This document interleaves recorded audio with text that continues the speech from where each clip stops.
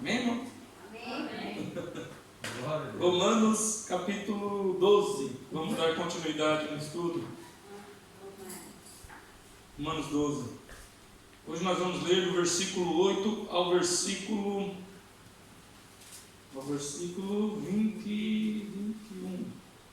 21. Isso.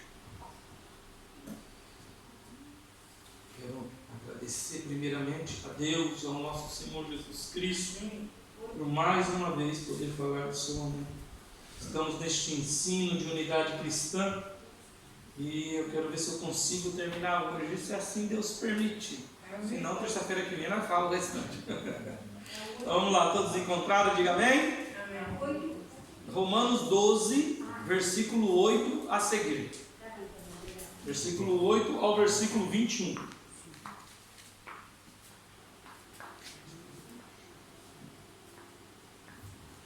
Todos encontraram? E pode deixar abertinha a Bíblia aí, porque nós vamos usar bastante Romanos. Amém? Amém. Ou o que é de exortar, use esse dom em exortar. O que é de reparta, faça com liberalidade. O que preside com cuidado, o que exercita misericórdia com alegria. O amor não seja fingido, aborrecei o mal e apegai-vos ao bem. Amai-vos cordialmente uns aos outros com um amor fraternal, preferindo-vos em honra uns aos outros. Não sejais vagarosos no cuidado, sede fervorosos no espírito, servindo ao Senhor. Alegrai-vos na esperança, sede pacientes na tribulação, perseverai em oração. Comunicai com os santos nas suas necessidades. Segue a hospitalidade. Abençoai os que vos perseguem. Abençoai e não amaldiçoeis. Guarde isso. Alegrai-vos com os que se alegram e chorar com os que choram. Sede unânimes entre vós. Não ambicioneis coisas altas, mas acomodai-vos a humildes. Não sejais sábios em vós mesmos, e ninguém tornei mal por mal. Procurai as coisas honestas perante todos os homens. Se for possível, quando estiver em vós, tende paz com todos os homens. Guarde isto também. Se for possível, quando estiver em vós, tende paz com todos os homens. Não vos vingueis a vós mesmos, amados, mas dai lugar à ira, porque está escrito: minha é a vingança, e eu recompensarei, diz o Senhor. Portanto, se o teu inimigo tiver fome, dá-lhe de comer, se tiver sede, dá-lhe de beber, porque fazendo isto, amontoarás brasas de fogo sobre a sua cabeça. Não te deixes vencer do mal, mas vence o mal com o bem. Amém? Amém.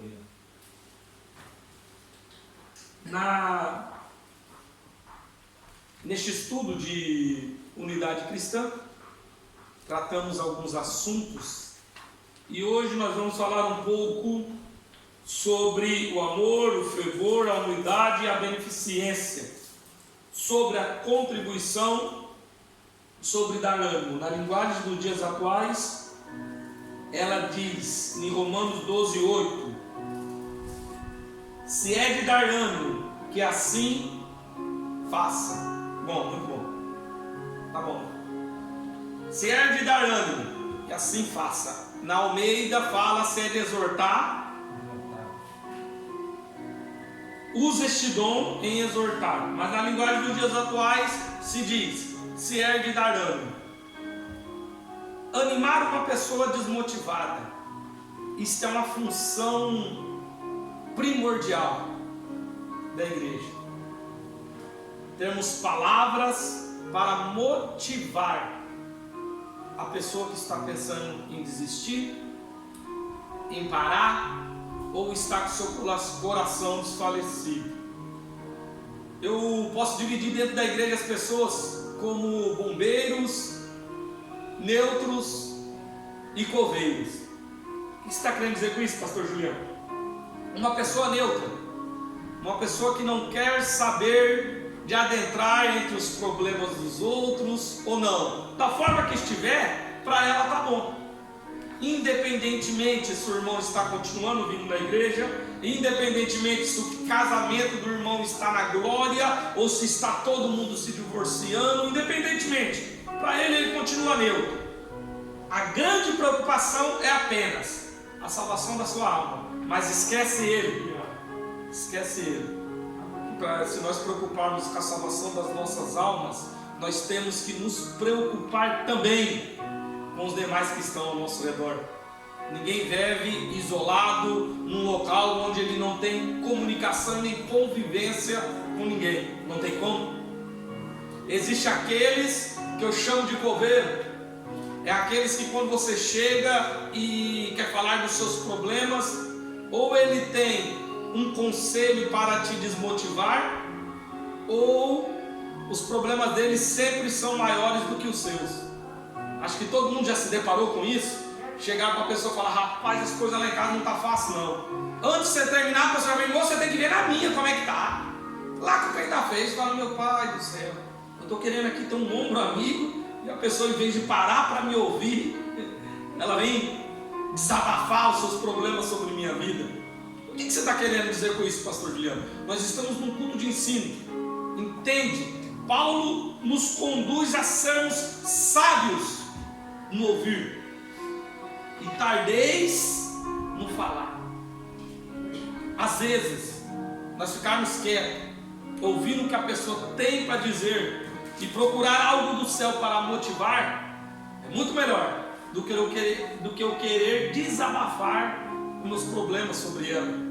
Às vezes as pessoas estão precisando apenas de uma palavra de ânimo, mas não. Às vezes nós queremos desabafar, queremos dar palavras não para animar, mas pelo contrário, para sepultar. Vou dar um exemplo. A pessoa está toda motivada, quer fazer uma faculdade, fazer um curso, e é algo difícil. Chega para outra e fala: rapaz, eu quero fazer isso aqui. O outro diz: moço, não faz isso não, a concorrência é grande. Já trata de tacar terra nos sonhos. Ou em algo profissional, ou na vida matrimonial, ou assim sucessivamente. É muito fácil a pessoa chegar e querer desmotivar. Quer que eu dou um exemplo para você? O que o nosso país de origem, para quem é brasileiro, está vivendo. Eu nunca vi uma guerra tão grande, para tentar derrubar um homem. Se para isso vai ter que acabar com o Brasil, tem gente que está querendo que acabe. Mas o poder tem que estar na mão deles. E o pior, muitos crentes, independentemente, não estou aqui defendendo partido, não pense isso. Muitos crentes ainda adentram de uma tal maneira, às vezes fica sem falar com o irmão, às vezes vira a cara, às vezes fica com o coração magoado. Nós temos que entender, nós temos que exercer o dom de dar ânimo, motivar as pessoas a prosseguir. Quando alguém chegar perto de você e chegar e falar assim: eu estou querendo sair lá da DEF, não está legal, por mais que você também não esteja satisfeito com alguma coisa, diga para ela: não saia não, permaneça firme com Cristo, Cristo vai te dar vitória. Entenda, homens está sujeito a erro. Se você olhar para o pastor Carlos, se você olhar para o pastor Juliano, olhar para o diácono Lucas, olhar para o obreiro Ferrari, você vai ver defeitos neles. Todos têm. Mas eu te garanto, se você olhar para Cristo, tu vai ver a perfeição. Compreenda isso. Homens está sujeito ao erro, Jesus não. Por isso, quando uma pessoa chegar próximo de você, desanimada, querendo desistir de tudo, diga para ela: olhe para Cristo. Anima, permaneça firme. Por mais que me esteja guardando, continue firme, que Deus vai dar vitória. Um certo jovem chegou para o pastor dele e disse: pastor, eu vou sair da igreja. O pastor falou: por quê, meu filho?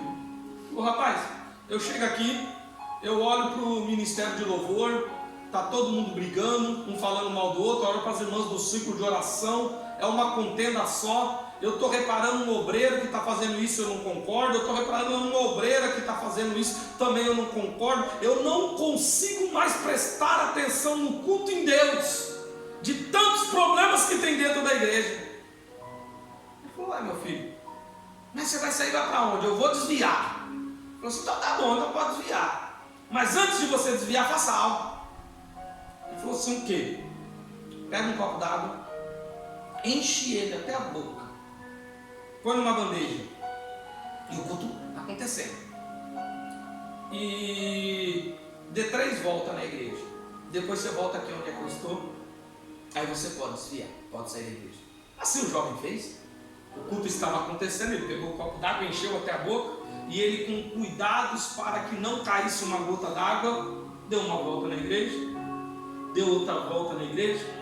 Na hora que ele deu a terceira, ele foi lá, deixou o copo e foi até o pastor. Aí o pastor falou: e aí, como é que foi? Pastor, eu consegui sem derramar nenhuma gota. Mas e aí? Você viu algum obreiro falando mal do outro? Não. Você viu o ministério de louvor brigando? Não. Você viu as irmãs do círculo de oração criando problema? Não, também não. Por que você não viu? Não é porque eu estava prestando atenção no copo d'água, com medo da água derramar. Então eu não tive tempo para me perceber as demais coisas. Glória a Deus. O que você está querendo falar com isso, pastor Juliano? Quando nós prestamos atenção em Cristo, nós não temos tempo para perder com os problemas que estão no cotidiano. Anima! Se for de dar ânimo, dá ânimo! Não deixe que ele pare ou ela pare no meio do caminho. Problema tem em todo lugar. Coloca isso no teu coração. No teu trabalho tem, dentro da tua casa tem, na tua família tem, na igreja tem, em todos os lugares tem. Mas que vale é você. Você vai focar no problema ou se você vai procurar uma solução? Aleluia. Quando esse jovem prestou atenção na água que estava no copo, ele não teve tempo para ficar olhando os problemas que tinha dentro da igreja. E o que ele fez? Ele voltou para o lugarzinho dele e continuou glorificando a Jesus. Aleluia. Ele viu que o problema estava era nele, não era na igreja. Aleluia. Ele que estava reparando que não devia. Ele Aleluia. começou a olhar para Cristo. E sendo assim, Glória a Deus. Deus mudou a história dele. Aleluia. Você sabe o que eu acho lindo? Jesus Cristo perto de ser crucificado. Aí chega Pilatos. Fala: moço, você sabe por quem você está falando, né? Aí eu acho que Jesus olha para Pilatos: e você não sabe por quem você está. Aleluia. Aí ele vira para Pilatos e fala: você sabe que eu tenho poder para te soltar e para te prender? Aí Jesus não aguenta. Olha para ele e fala assim: você tem poder, mas o teu poder foi dado pelo meu Pai. Eita Jesus. Aleluia. Aí Pilatos fica indignado com aquilo e pergunta para Jesus o que era a verdade. Aí Jesus vira para ele e fala: se você conhecesse, Pilatos, a verdade. E mal sabia ele que a verdade estava na frente. Mas o que é a verdade? Preste atenção. Situações adversas todos nós iremos passar. Não seja um desmotivador. Muito pelo contrário, seja um motivador. Motive as pessoas para permanecerem firme na presença de Deus. Glória a Deus. Depois ainda ele diz: se é de contribuir, que contribua generosamente. Na época dos patriarcas, nós não temos relatos de oferta, a não ser a oferta de Abel e de Caim. Oferta essa que Jesus, juntamente com Deus, não deixou para nós. Qual o motivo que Deus negou uma oferta e aceitou a outra? Mas o importante aqui é que Deus recebe a oferta de Abel e renega a de Caim. Por que isso aconteceu? Presta atenção, que quando nós falamos de contribuição, falamos de algo que tem que vir de dentro. Nós não podemos ofertar para chamar a atenção para nós, porque você está ofertando para o homem e não para Deus. Quando você faz uma oferta para Deus, é algo entre você e Deus. E Deus vê na sinceridade do teu coração. Todos os dois tinham pegado a primícia, um do gado e o outro da terra. Todos os dois tinham pegado o melhor, Lucas. Mas a oferta de um não foi agradável a Deus. Por quê? O trabalhar daquele homem, no meu ponto de vista, porque isso aqui a Bíblia não diz e muito menos a história, no meu ponto de vista, o trabalhar daquele homem era para chamar a atenção para si. E pensando ele, se eu levo um valor maior, se eu levo algo melhor, com certeza o meu Pai que está no céu vai olhar para mim com um olhar diferente. E não é assim com o nosso Deus. Ele nos ensina sobre voto, Ele nos ensina sobre dízimos, e Ele nos ensina sobre oferta. Mas a primeira coisa que nós temos que entender é algo voluntário, é algo que tem que sair de dentro de nós. Entenda isso.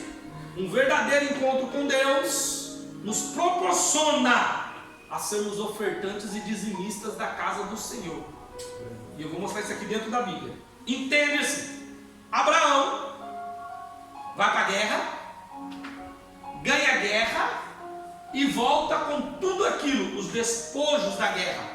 Primeira coisa que Abraão faz: procura um sacerdote de Deus, por nome de Melquisedeque. O homem é lembrado só em Gênesis, depois só lá em Hebreus, conhecido como sacerdote do Deus vivo.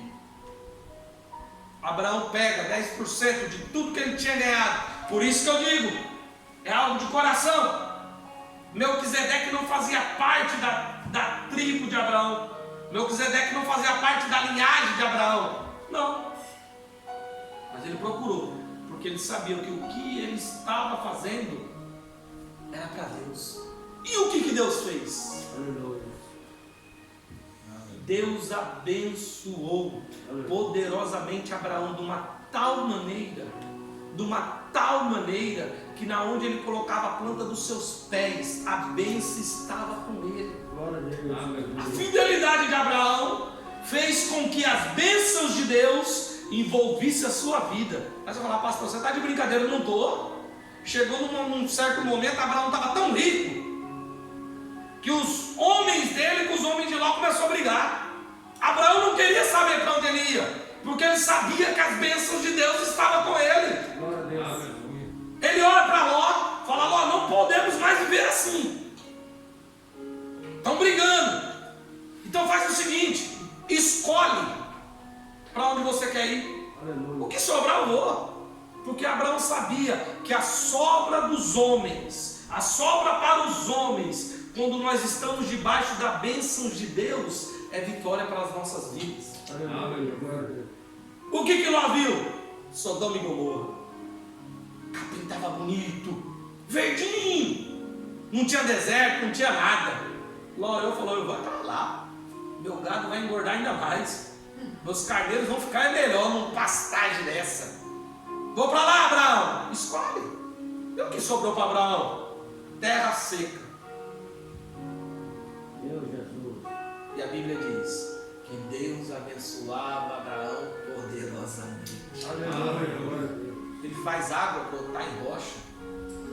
Ele faz pão cair do céu. Aleluia. E manda até passarinho vir voando para virar frango assado, para matar a fome daquele que é fiel a Ele. Aleluia. Entenda isso?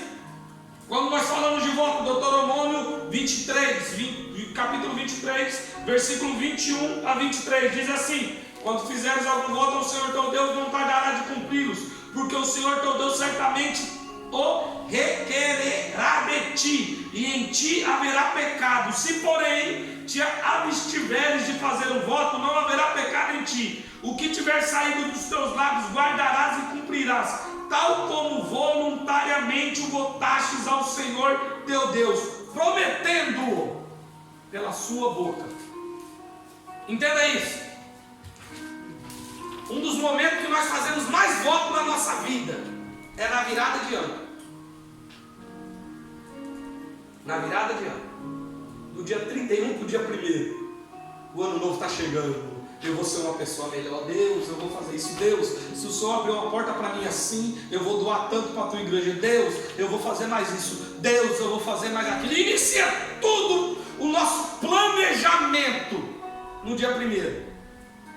Mas quando chega lá para o dia 15, que a boca não está muito boa, o planejamento já cai por terra. E esquecemos do compromisso que fizemos. Olha o que Deuteronômio está nos lembrando aqui. Se tu votar e não cumprir, o pecado está em ti. Tem um ditado mundano que diz: faz a tua parte que a minha fazerei. É mais ou menos neste mundo. Só que ao contrário. Porque quando nós fazemos um voto com Deus, na maioria das vezes é: Deus, faz isso na minha vida, que eu faço isso. Não é?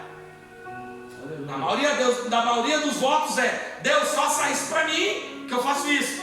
Vendo Jefité, entrega eles na minha mão, que o que aparecer na minha frente, quando eu entrar na minha casa, eu dou de sacrifício para o Senhor.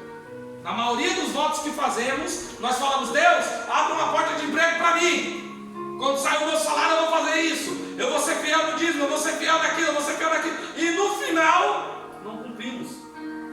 Aí não sabemos por que acontece aquilo que Malaquias diz: com maldição vós sois amaldiçoados. A sentença quem dá mesmo somos nós. Quando tu fazer um voto com o Senhor, cumpre, independentemente da situação.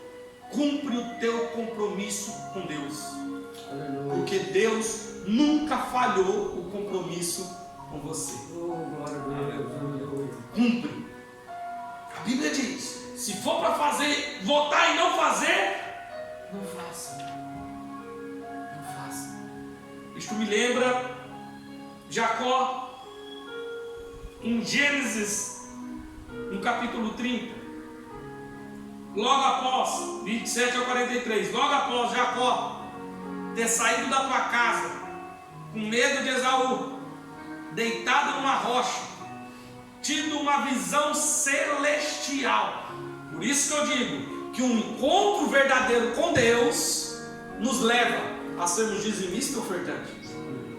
Jacó, quando tem um encontro com Deus, ele é criado dentro da igreja, eu vou conjecturar. Ele é criado na liturgia do culto. Ele tem as promessas, mas a vida de Jacó só foi mudada depois que ele teve verdadeiramente um encontro com Deus. Aleluia. Dormiu, olhou uma escada do céu à terra, olhou um ser lá em cima e olhou anjos descia e anjos subia. Ele pegou as rochas, fez uma coluna e o nomeou de Betel. Aí não tinha mais nada que ele pudesse fazer, a não ser um compromisso com Deus. Ele olha dentro, logo depois daquele encontro, e fala: Senhor, se o Senhor for fiel comigo nessa viagem, se o Senhor me trazer de volta, se o Senhor me abençoar, tudo aquilo que eu ganhar, eu vou dar o dízimo. E o que aconteceu com Jacó? Encontra seu tio Labão, se apaixona por uma das filhas, e o tio olha e fala assim: vou empurrar a mais velha primeiro. O tio engana, e ele trabalha pelaquela mulher, paga o voto. Aí o tio dá a mais velha, ele casa, passa, trabalha pela mais nova, dá a mais nova para ele casa também. Aí o tio olha e fala assim: não, você tem coisa errada com esse homem, eu vou começar a enganar. Aí Labão olhava e via que só criava ovelha branquinha. Ele olha e fala assim: a partir de hoje só as ovelhas pretas é sua. Aí cruzava uma ovelha branca com outra ovelha branca e nascia uma ovelhinha pretinha. Aí Labão olhava e falava: meu Deus do céu, o que está acontecendo? Já sei, eu vou mudar. Só está nascendo preta. Agora as pretas não é mais sua não. Agora é salpicada. Quando nascer malhada, é sua. Eu acho que lá vão separar. E só botar, agora vai cruzar só de uma cor só. Que eu quero ver o que vai acontecer. E cruzava as ovelhas e só nascia ovelha salpicada. Aí Labão olhava de lá e falava assim: ah, mas não acredito nisso não. Gênesis capítulo 30. Aí Labão olhava de lá e falava: não acredito nisso não. Agora eu já sei o que eu vou fazer. Eu vou pegar essas ovelhas, eu vou tirar o macho dela e eu quero ver o que vai acontecer. Aí Deus olha para Jacó e fala assim: eu vou te dar uma estratégia. Quando as ovelhas for lá beber água, tu vai pegar um cajado aqui, uma vara, e tu vai mirar para elas. Cada ovelha que você mirar vai ser enxertada dentro dela uma ovelhinha, conforme aquilo que eu te prometi. Aleluia, Jesus. Agora me diz como que isto acontece, se não for uma providência de Deus. Aí Labão olhou e falou: não tem jeito. Eu tento enganar ele, mas a benção vem sobre ele. Eu tento enganar de novo, a benção vem. Eu tento de todas as formas fraudar aquilo que ele tem, mas não tem como. Aqui, por isso que eu disse: aquilo que para os homens é o resto, para nós que confiamos em Deus é a vitória. Aleluia. Mas por quê? Tinha um compromisso de um homem com Deus. E Jacó tinha que preparar tudo. Mas está aqui, este aqui está separado para o Senhor. Olha o que Paulo nos adverte em 1 Coríntios, no capítulo 16. Ele nos diz: quanto à coleta para o povo de Deus, faça como ordenei às igrejas da Galácia. No primeiro dia da semana, cada um de vocês separe uma quantia, de acordo com a sua renda, reservando para que não seja preciso fazer coletas quando eu chegar. Olha o que Paulo está querendo nos ensinar. Era uma coleta destinada para Jerusalém. Só que Paulo estava falando: contribua cada um de vocês segundo aquilo que vocês ganham. Aqui Paulo já deixou o dízimo de lá, porque o dízimo vinha. Aqui ele está falando de oferta. Entenda, não faça um compromisso com Deus que você não pode cumprir. Às vezes, para chamar a atenção, nós falamos: Lucas, eu vou doar 1.000 euros para fazer isso, 500 euros para isso, e eu não tenho condições. Aí Deus testa. Eu quero ver o que ele vai fazer para cumprir com isso. Não tem como. Entenda, cada um contribua segundo a sua renda. Preste atenção que Deus não olha para a quantidade, mas Ele olha para a qualidade. É por isso que no Evangelho de Lucas, no capítulo 21, pastor, uma mulher foi jogar 3 moedinhas e os homens traziam o seu dízimo, traziam a sua oferta. Aí Jesus olha para você e fala: qual desses que você acha que chegou no trono do céu? Todo mundo pensou: ah, deve ter aquele montão de dinheiro lá. Não, é o menos. Por quê? Porque ela deu aquilo que ela tinha, e eles estão dando aquilo que sobra. Entenda, um compromisso com Deus é segundo aquilo que nós temos, não é resto. Não é. Às vezes, irmãos, nós falamos, inclusive eu, mas está apertado, aí você tira a parte do dízimo para pagar uma conta. Isso não é certo. Eu já fiz isso, eu falo de culto. Eu já errei, isso é um erro.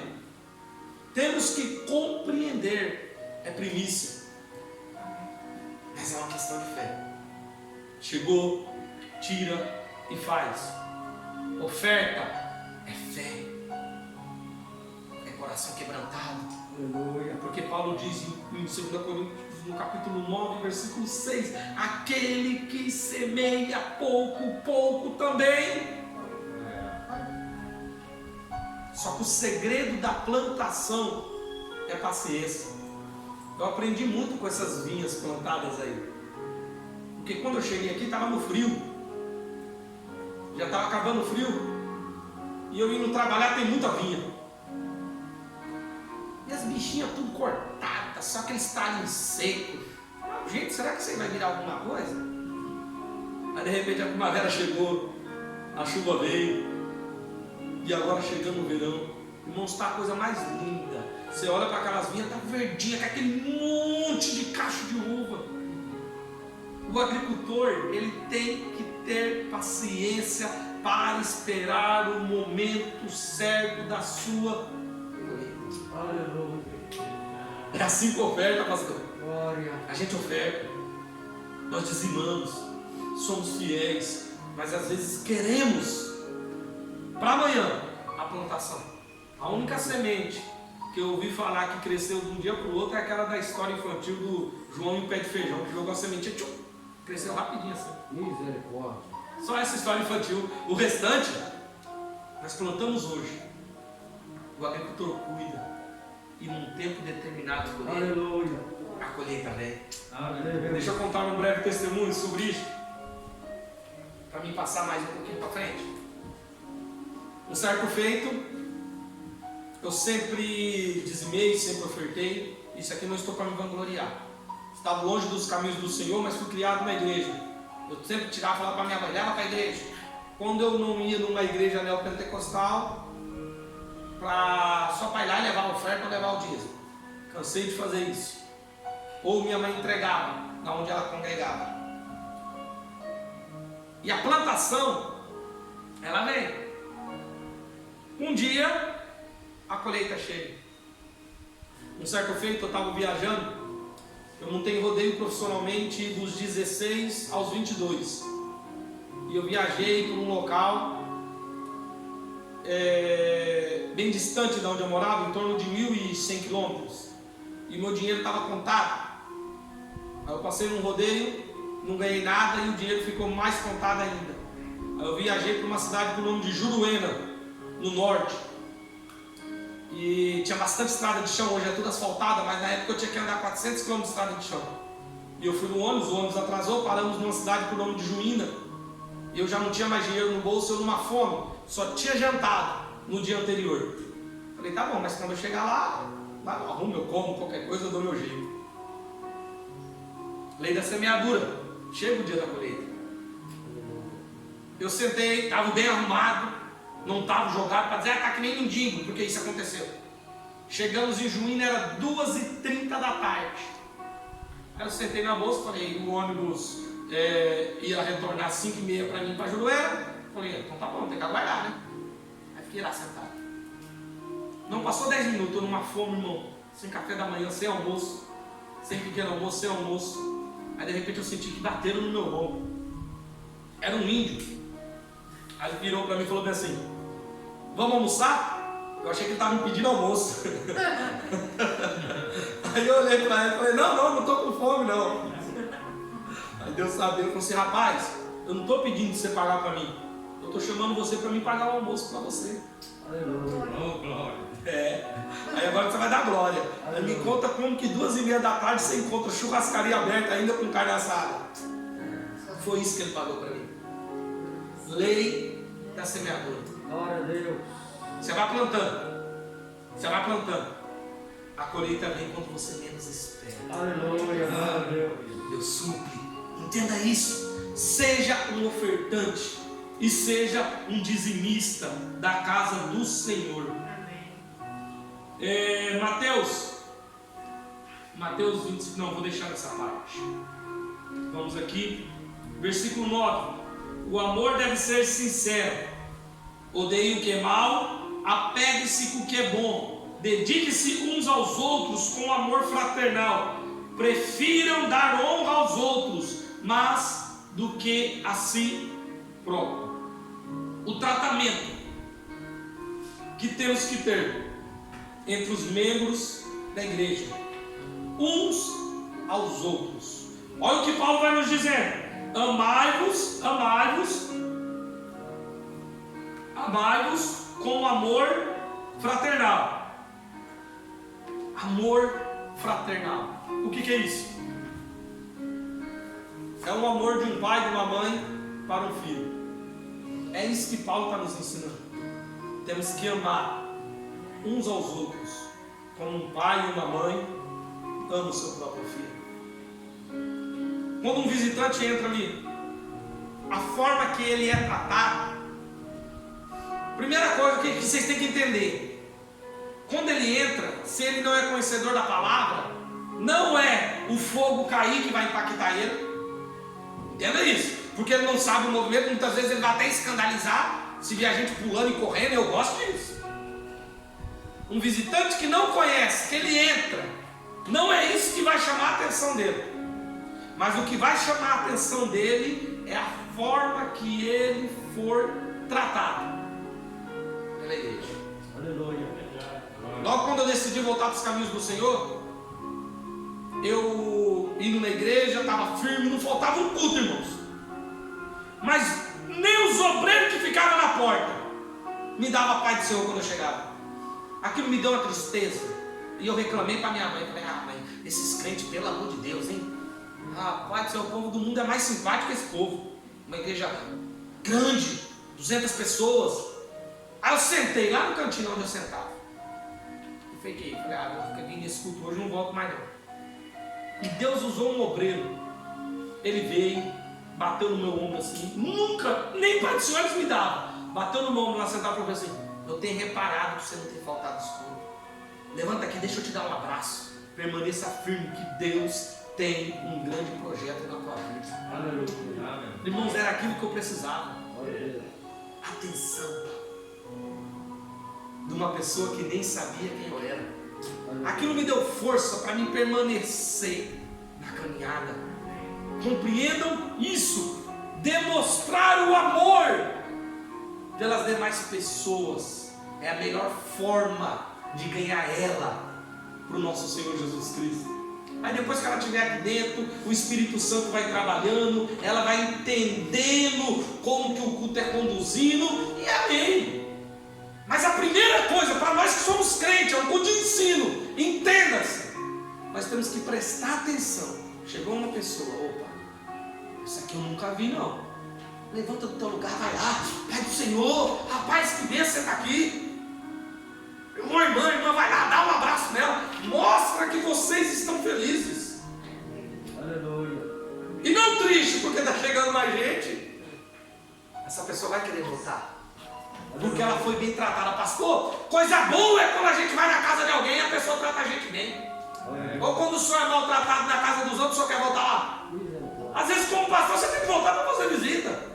Mas se não fosse pastor, fosse uma outra pessoa que não tinha que ir lá visitar, não vou na casa nada, rapaz. Toda vez que eu vou lá, essa pessoa me trata mal. Na igreja é igual. A pessoa ainda não tem noção do mover de Deus. Então a comunhão é o que vai chamar a atenção dela. Jesus sempre usou estratégias para chamar a atenção dos seus ouvintes. Aleluia. Entenda isso. Temos que tratar com amor fraternal. E prefira dar honra do que ser honrado. Aleluia. Olha o que Paulo está nos ensinando. Dá honra, mas não se preocupe em ser honrado. Quando nós damos as coisas de coração para alguém, quando nós tentamos ajudar alguma pessoa sem querer nada em troca, Jesus nos adverte dizendo que a mão direita dá, nem a esquerda tem que ficar sabendo. Hoje é normal, irmãos. Não todos, mas muitos fazem para chamar a atenção. Para levar uma cesta básica para uma pessoa, tem que tirar foto e tem que postar. Se você tem dentro do seu coração que esta postagem é para quê? Para que motive as pessoas a fazer, amém. Agora, se você ficar preocupado se comentaram, se ganhou algum like, você tem que rever os seus conceitos. Você não está fazendo, você não está honrando os outros. Você está fazendo para chamar a atenção para si mesmo. Isso é abominável diante dos olhos de Deus. Entendam isso. Não é porque nós fazemos boas coisas que temos que sair aqui contando para todo mundo. E que se seja para contar, que seja um testemunho para edificar e motivar as pessoas a fazer. E não com preocupação se as pessoas vão aprovar ou não a minha atitude, pastor. Prefira dar honra. Tem gente que se preocupa, irmãos. Não vou citar nome. Mas já teve pastor que ligou para mim: rapaz, o que está acontecendo? Eu postei tal coisa da igreja, você nem curtiu. Eu falei: ô Jesus Cristo, eu cocei a língua para dar uma resposta, mas eu respeitei. Eu respeitei. Então entenda-se isso. Não faça nada para chamar a atenção dos homens. Se preocupe em chamar a atenção de Deus. Por quê? Fazendo isso, amontoará brasas sobre a vossa cabeça. Alabacaçu. Glória a Deus. Paulo ainda continue nos dizendo sobre a humildade. Para Filipenses, no capítulo 2, versículo 2 e 3. Complete a minha alegria, tendo o mesmo modo de pensar, o mesmo amor, um só espírito, uma só atitude. Não faça por ambição egoísta ou por vaidade, mas humildemente considere os outros superiores a você. Ser humilde, irmão, essa é a chave, é o segredo. Mas humilde de coração, e não aparentar humilde e com um coração perverso.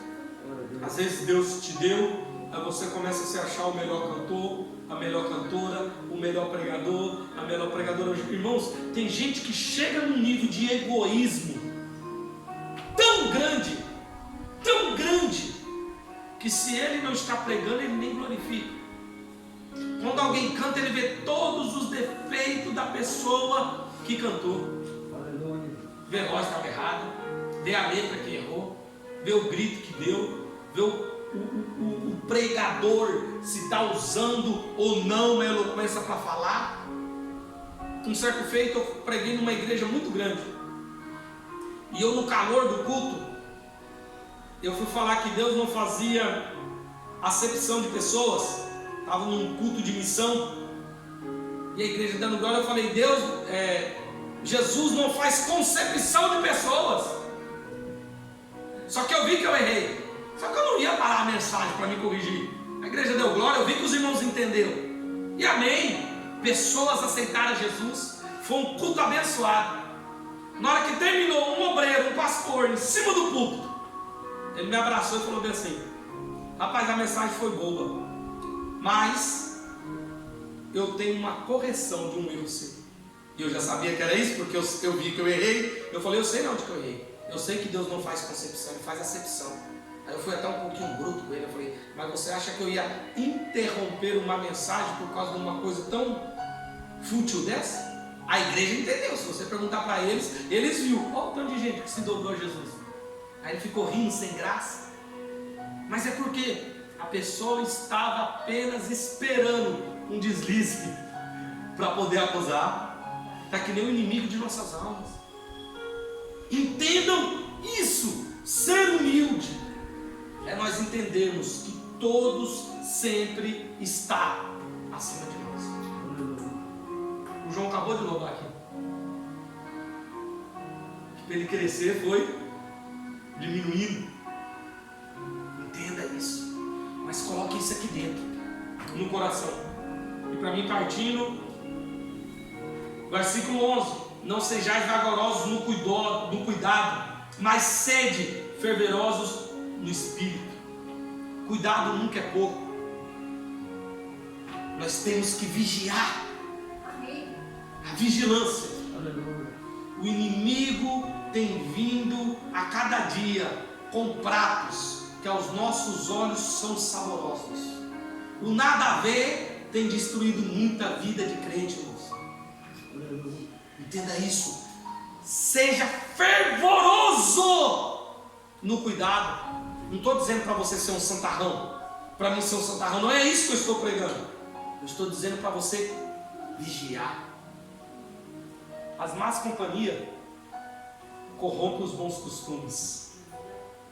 Se você andar só com pessoa que não profere a mesma fé que você, é muito mais fácil ela decair a tua fé do que você fazer ele acreditar. Eles acreditar. Se é só um, ainda você consegue um poder de convencimento. Mas com muitas pessoas, o poder de convencimento deles vão ser maior. E é perigoso você gerar uma dúvida no teu coração. Seja fervoroso no cuidado. Tenha cuidado no trabalho. Tenha cuidado em casa. Às vezes a pessoa não vigia em casa e dá lado para o inimigo, que gera brigas, contendas. Às vezes o filho não vigia, o pai não vigia. E assim sucessivamente. Aleluia. Cuidado no falar. Cuidado no agir. Cuidado no postar. Cuidado no comentar. Aí Paulo fala para a gente ser fervoroso, fervoroso, não ser vagaroso no cuidado e ser fervoroso no espírito. Por que que Paulo nos adverte? Para nós aumentar o cuidado e aumentar ainda mais o relacionamento com o Espírito. Isso aqui é para que cumpra em nossas vidas. Gálatas capítulo 5. Para que nós podemos usufruir do fruto do Espírito. Versículo 22 e 23 do capítulo 5. Que o fruto do Espírito é amor. Temos que amar uns aos outros. Gozo. Temos que ser alegre. Paz. Isso é algo que o mundo tem procurado e não tem compreendido. E somente com Cristo, pastor, que nós encontramos a verdadeira paz. Aleluia. Entendam isso. A paz é um fruto do Espírito. Longanimidade, benignidade, bondade, fé, mansidão e temperança. Mansidão e temperança. Eu acho que a temperança é um dos frutos do Espírito mais difícil modo de nós usufruirmos. O que é uma pessoa que provém da temperança? Ela consegue controlar os seus sentimentos.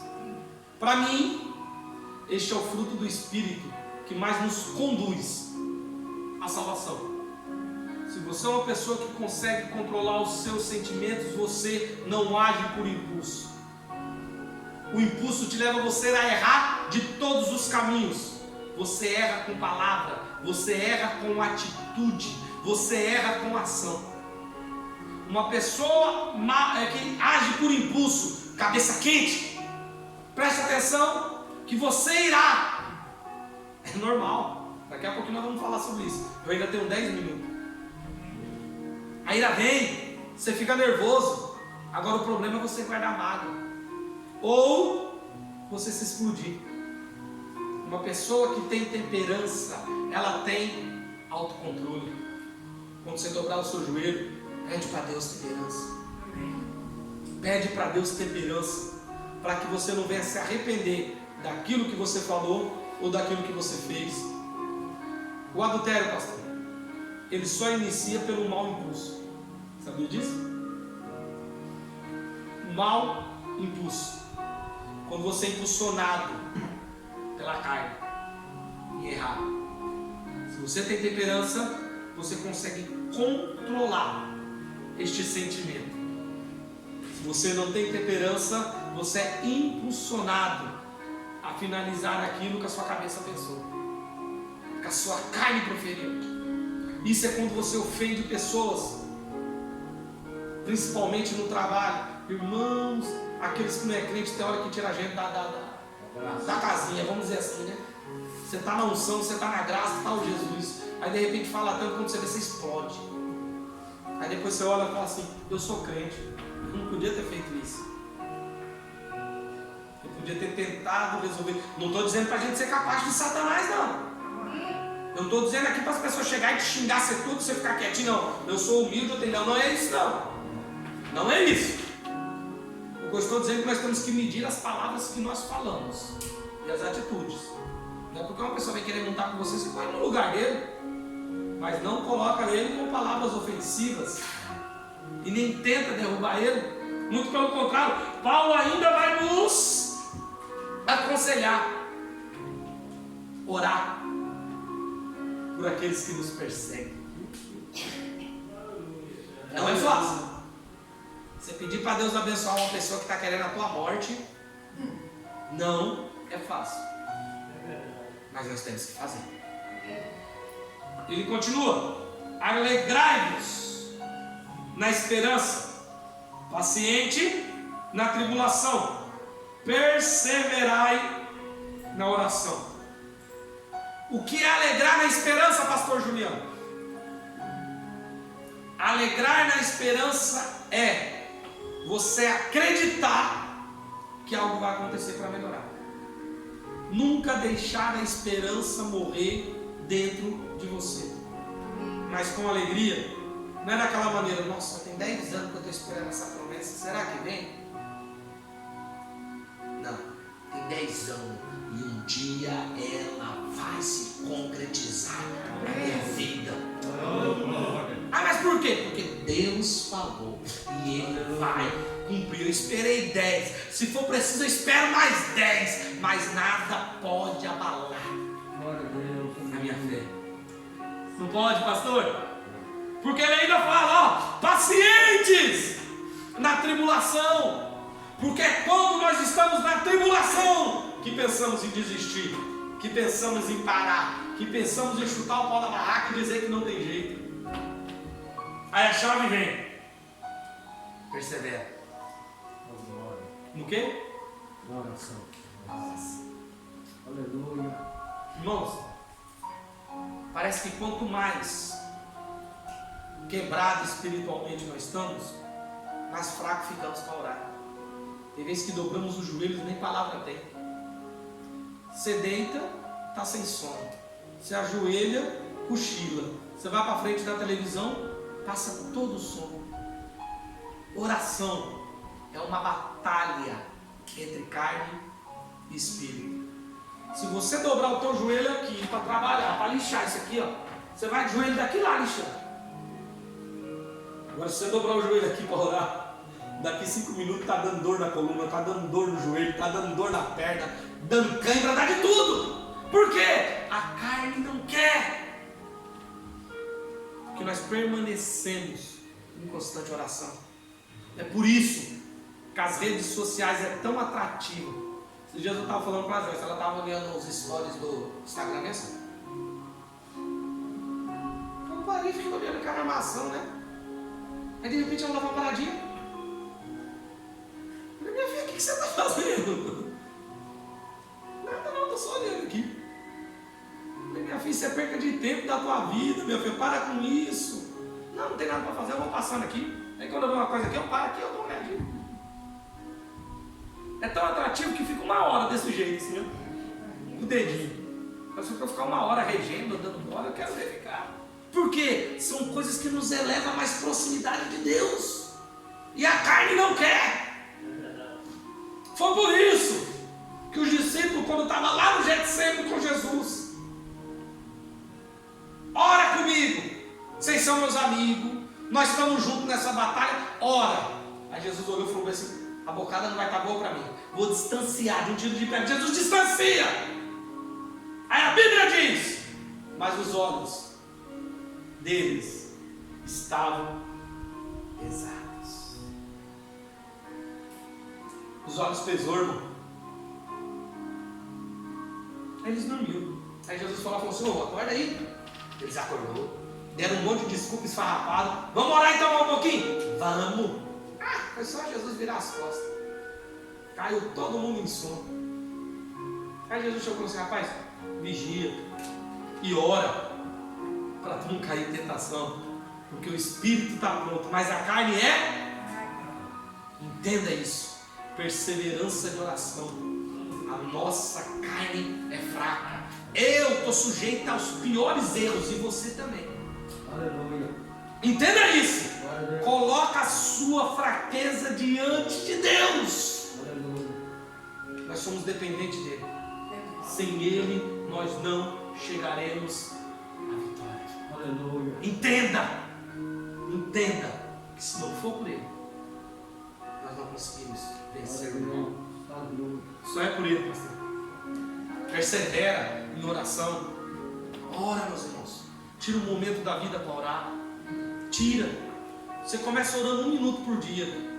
De repente é 2, é 3. É que nem orar de manhã e à tarde ou à noite, pelo menos esses 2 momentos, quando você se levantar, ora. Pastor, mas eu levantei atrasado. Ora 10 segundos mais ora. Não perca a comunhão com o Pai na hora que você acorda, e não perca a comunhão com o Pai na hora que você for se deitar. Faça isso, e tu vai ver como é que a tua vida espiritual vai melhorar. Faça isso. Não estou estipulando tempo. Conforme você orar, a oração é como você começar a ler. Dizem que quando você é mordido pelo bicho da leitura, que você começa a ler, você se atrai, você só quer ler, você gosta de ler. A oração é a mesma coisa. Você começa a orar, está desgastoso, está ruim, vai batalhando, aí de repente o espírito fica forte e a carne fica fraca.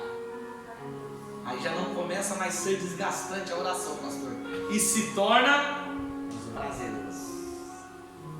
Aí você olha e fala assim: moço, mas como que esse cara aguenta dobrar o joelho e ficar 1 hora de joelho? Aí você começa a entender o prazer.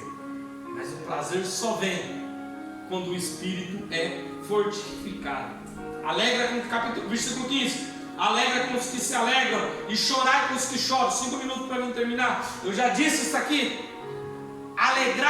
Chorar com os que choram, eu costumo dizer que é fácil. Agora, alegrar na alegria dos outros não é. Se não estivermos em constante oração, se não estivermos lutando contra os sentimentos carnais, nós olhamos para as pessoas sendo abençoadas e estamos no momento ainda de tribulação, que Paulo disse: persevera, fica firme. Nós começamos a ter sentimento de inveja e começamos a indagar com Deus, ainda mais se for uma pessoa que não vem no culto tanto que eu venho. Aí que é mais difícil ainda, pastor. Eu olhar e ver as bênçãos ser derramadas na vida dele e eu estar passando aquela de pendura lá dentro de casa. Ah não, Deus está de brincadeira comigo. Como que pode isso acontecer? Não faça isso, irmãos. Alegra. Quando você vê uma pessoa sendo abençoada, ora a Deus: Deus, obrigado pelos meus olhos vivenciar a sua provisão na vida de fulano, na vida de Beltrano. Obrigado por eu ver isso. Se alegra. Se alegra. E para mim finalizar, ninguém torneis mal por mal.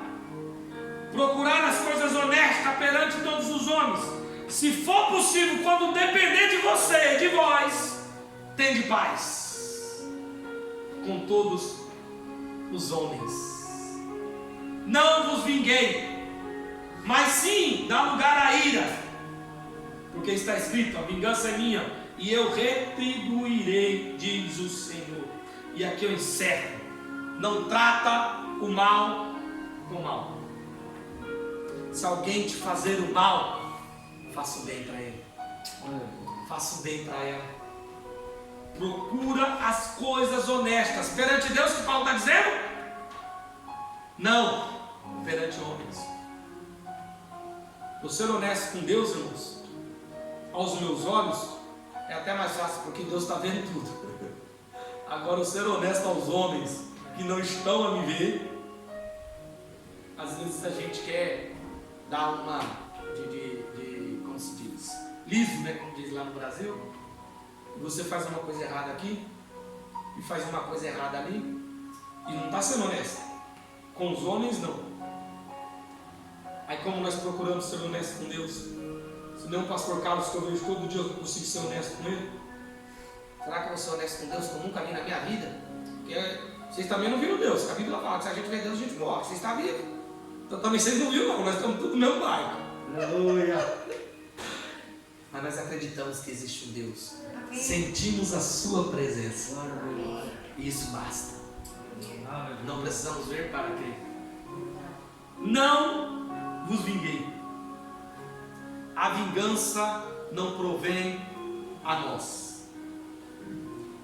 Irmãos, quando alguém fazer um mal para você, quando essa pessoa querer te derribar, essa pessoa querer te destruir, não olhe para Deus pegar ela. Não tenha no seu coração um sentimento de vingança. E se vier esse sentimento, peça para Deus que arranque de dentro de ti. Se Deus quiser cobrar, se Deus quiser fazer algo, Deus sabe de tudo. Mas não pede para Deus, mata, pega, destrói. Não, só quebra uma perna lá na frente, lá, só para ver que você é Deus. Faça isso, faça isso. Não faça isso. A vingança não provém de nós. E se você tiver a oportunidade, não se vingue. Para me encerrar, Davi estava com a oportunidade de se vingar de Saul. Saul tinha atacado uma lança, Davi se desviou dela. Saul tentando matar, aí Deus coloca Saul lá.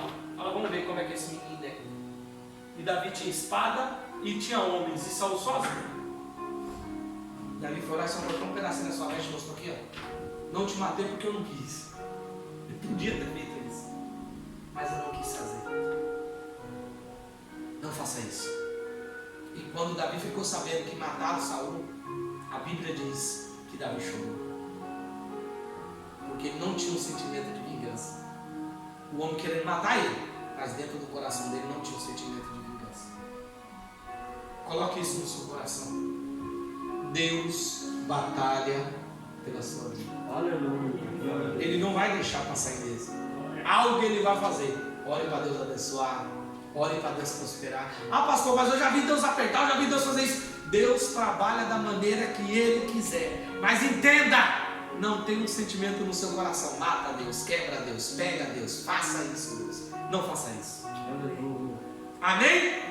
Nós para a igreja se coloca de pé, que o horário já terminou.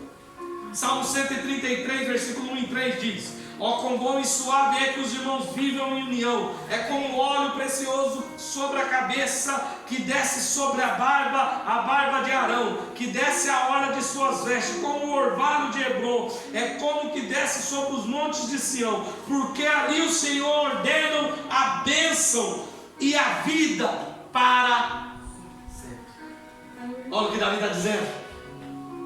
Como bom e suave é viver em união, porque é só assim que Deus vai ordenar a bênção e a vida para sempre. Entenda isso? A união fraternal, como o óleo que derrama, o óleo da unção. Coloque isso no seu coração. Vamos viver em um só pensamento. Vamos viver em um só objetivo, ajudando uns aos outros, orando uns para os outros e buscando cada dia mais a perfeição diante de Deus.